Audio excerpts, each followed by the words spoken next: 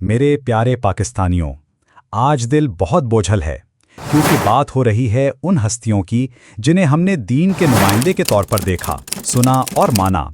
ہم نے ان کے الفاظ کو قرآن و سنت کے چشمے سے پھوٹتے ہوئے سمجھا، لیکن جب دین کے یہ سفیر سیاست کے اس اندھے میدان میں قدم رکھتے ہیں جہاں حق اور باطل کی لکیر دھندلا دی جاتی ہے تو دل سوال کرنے لگتا ہے۔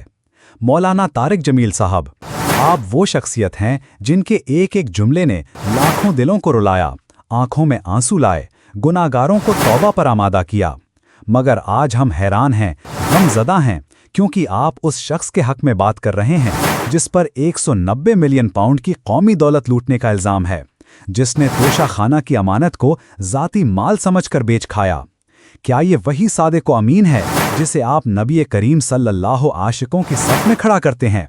کیا آپ نے کبھی اس کی ماضی کی زندگی کو دیکھا ہے؟ وہ زندگی جس میں غرور، تکبر اور بے راہ روی کی جھلک صاف نظر آتی ہے۔ میرے بھائیوں اور بہنوں، تبلیغی جماعت کا اصول ہے کہ وہ کسی سیاسی جماعت یا شخص سے وابستہ نہیں ہوتی۔ ان کا پیغام اللہ کے راستے کی طرف بلانا ہے، نہ کہ کرپٹ سیاستدانوں کی تائید کرنا۔